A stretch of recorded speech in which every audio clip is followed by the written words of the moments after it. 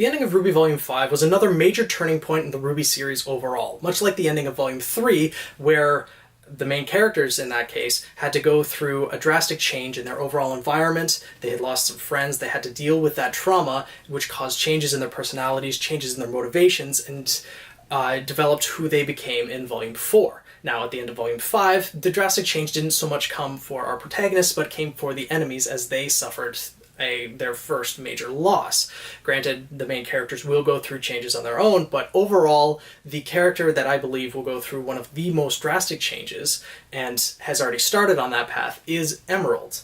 And this is going to change a lot of what we are going to see from her come Volume 6, and beyond that, because we saw at the end of Volume 5 that she went through a major traumatic event with the loss of Cinder. In her mind, Cinder is dead and gone, or was killed, because Yang was the only one to come up from the relic's sanctuary, and she was holding the relic, something that Cinder would never allow to happen.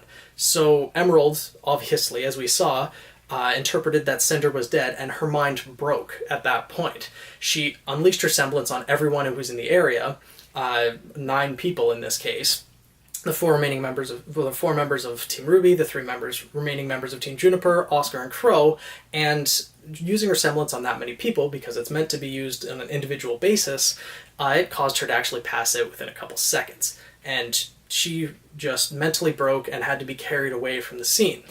Now, this trauma, it's not just going to be that initial shock. It's going to be a long-lasting thing as the overall realization that Cinder has died. It's going to have to sink in.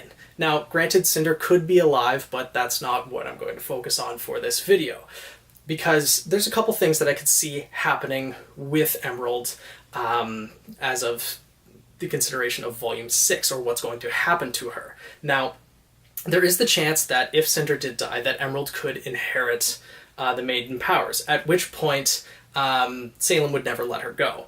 But with Emerald, she has no real ties to Salem. She had previously stated that her loyalty is to Cinder, that Cinder is someone that she owes everything to.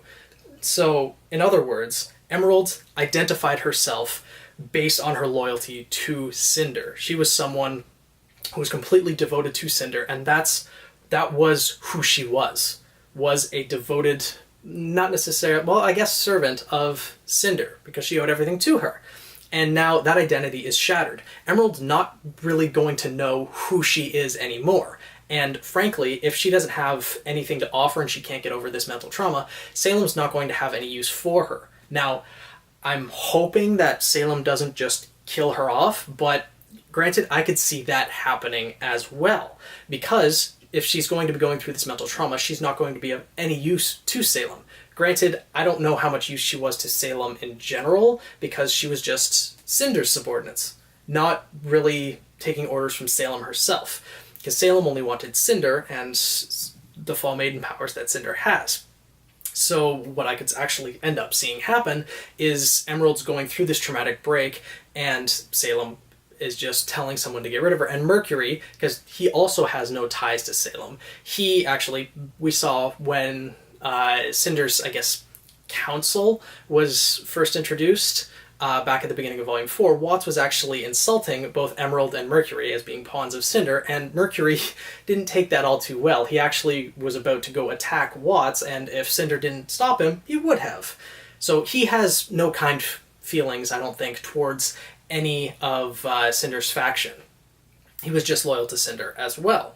And I could see if Emerald's in that state, Mercury, because he does have a connection to Emerald, and I don't see him abandoning her in any way, at least from what we've seen so far, he'd probably take her and run from Salem. Now, again, Salem won't want, she may not have any use for either of them. Granted, they're both pretty skilled. Emerald was able to hold off RWBY, and Mercury went toe-to-toe with Pyrrha, even when he wasn't really trying that hard and was just trying to gauge her strength. Now, we don't know Mercury's semblance, so he could be more useful than we know. In fact, he would be more useful than we know with any semblance, because semblances are useful.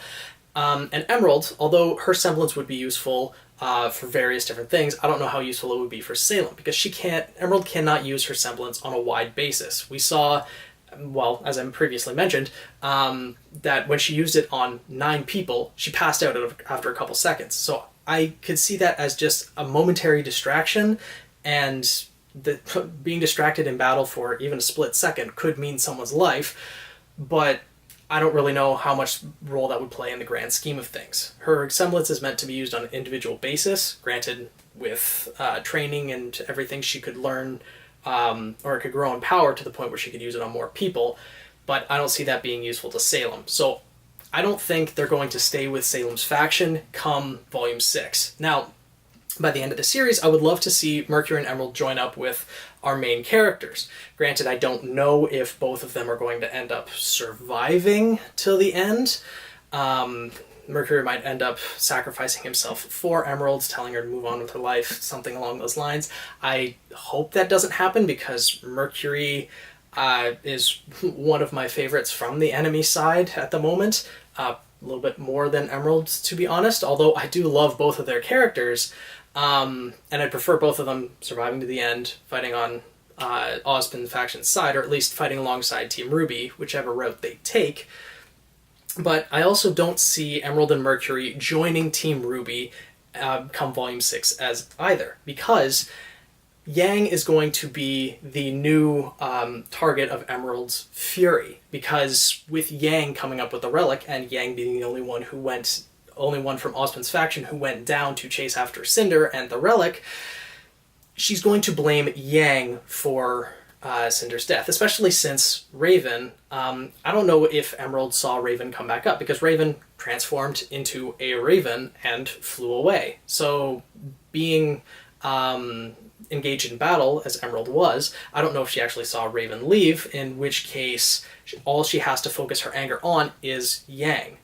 So overall, with what RWBY did to Cinder at the end of Volume 4, or at the end of Volume 3, and incurred Emerald's wrath that way, now Yang will also be the focus of that. So I don't see Emerald hopping over to Team RWBY's side anytime in the next couple volumes, unless something gets explained to her right away and she realizes, okay, it was Raven who actually killed Cinder, Yang had nothing to do with it. But what I see actually happening to them is Emerald and Mercury striking off on their own. I still believe they will be together, because they do have a connection, being partners for so long under Cinder's command, but neither of them have ties to Salem, neither of them really think too kindly of Team RWBY, so I see them going off on their own. But Salem's not going to want to let them do that, because Emerald and Mercury know the location of Salem's home base. So if they do get out and either get captured and give the information to whomever, likely Salem would not want that information getting out to anyone, especially Ozpin's faction. But with that being the case, and the knowledge that they know, plus the identities of all the people who are in Salem's inner circle, because as of right now, we don't know really what Ozpin knows, but Team RWBY and Team Juniper and most of them in that faction don't know about Watts yet. They've met Hazel, they've met Tyrion, and they've obviously met Cinder, but they don't know Dr. Watts. So that's another secret that I'm guessing Salem would want to get out. And so she's going to be hunting down Emerald and Mercury when they leave her faction.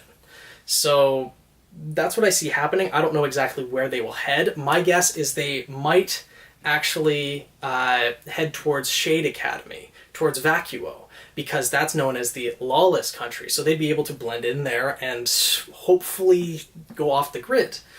And if they go to Vacuo, then that might be where the series will progress if they get refused entry to Atlas, because Atlas has closed their borders. So that might be another point where the series would lead to Vacuo. But that's just my theory as to what's going to happen with Emerald and Mercury, mainly being focused on Emerald, because she's going to be the cause of the events with her mental trauma, and that going to be causing a lot of problems. Mercury, with Cinder's supposed death, was able to keep calm and everything, so I don't think he's going to pose much of a problem for Salem per se, but Emerald certainly will. Salem's probably going to want to eliminate her. Mercury will take Emerald away from Salem's faction and flee with her, and that's going to incur the wrath of Salem, and it will progress from there. Let me know what you guys think, if you think that sounds somewhat viable, or if you have other ideas as to what might happen with Mercury and Emerald later on in the series. I'm really interested to know what you guys think, because I know a lot of people do love Emerald and Mercury, as I believe they should, because they are really good characters, and Mercury especially has a lot to... Both of them have a lot to go into with their backstories, their motivations, and the way that they use their semblances and their fighting styles are really unique. So if I really want them to stay in the series, as I'm guessing many people do. So let me know what your guys' theories are. Comment down below. I'll respond to as many of them. Well, I've responded to all comments so far, so I'll continue to do that. And yeah, I'll see you guys in the next video. Make sure to subscribe if you like it.